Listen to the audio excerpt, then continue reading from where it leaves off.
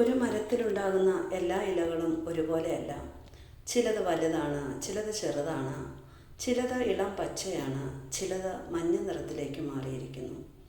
എന്നാൽ അവയെല്ലാം ഒരേ മരത്തിൻ്റെ ഭാഗങ്ങളാണ്. അതുപോലെ മനുഷ്യരും വ്യത്യസ്തരാണ്. ഓരോരുത്തർക്കും വ്യത്യസ്ത കഴിവുകളും സ്വഭാവങ്ങളും ചിന്തകളും സ്വപ്നങ്ങളുമുണ്ട്.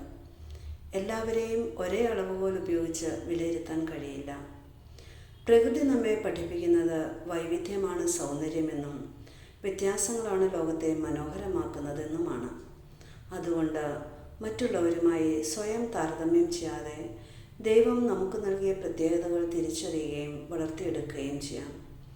വ്യത്യസ്തരായിരിക്കുക എന്നത് ഒരു കുറവല്ല, അത് ഓരോരുത്തരുടെയും പ്രത്യേകതയാണ്. ഈ ദിവസം നമ്മുടെ പ്രത്യേകതകളെ ആഘോഷിക്കാനും മറ്റുള്ളവരുടെ വ്യത്യസ്തതകളെ ബഹുമാനിക്കാനും നമുക്ക് ശ്രമിക്കാം. ശുഭദിനം.